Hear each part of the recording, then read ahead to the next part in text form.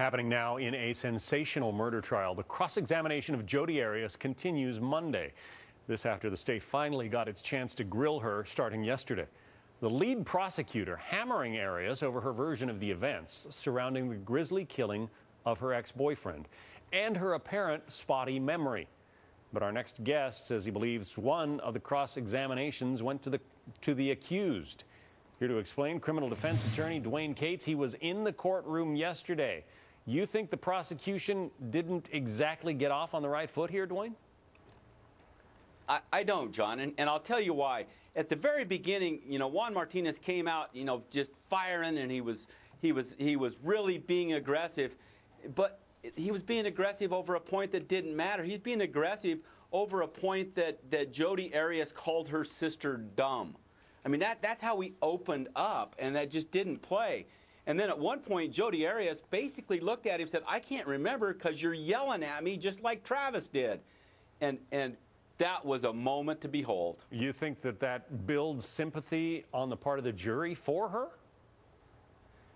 I mean, it does. I mean, here's what happened. I mean, she said that line, and the attorneys immediately went to a bench conference with the judge. When the bench conference was over, Juan Martinez came out, and his whole demeanor was different. He had a lower tone. He was polite.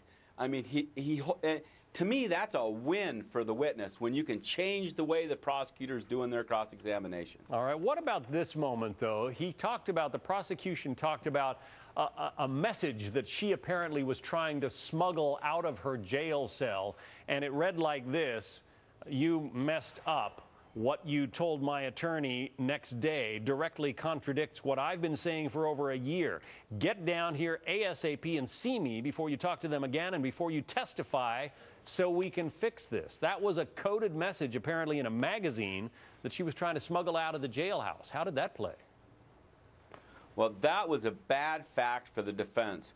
And, the defense got blindsided by it because I'm sure that the prosecution, they have to notice them of what their evidence is going to be. And so, they noticed that they were going to have these magazines as evidence, but they didn't tell them that there were these coded messages in the magazines. They just noticed the magazine. So the defense team just looked through them, didn't see these messages. So this came as a total blindside.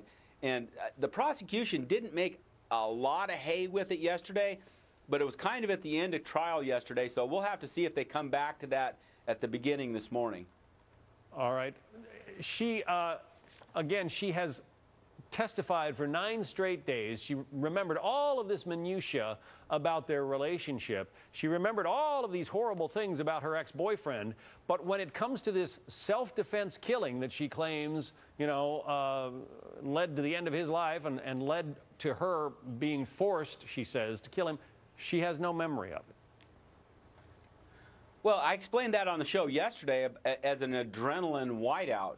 When you get overdosed with adrenaline, you blank out. Everything just goes white, and you don't see anything.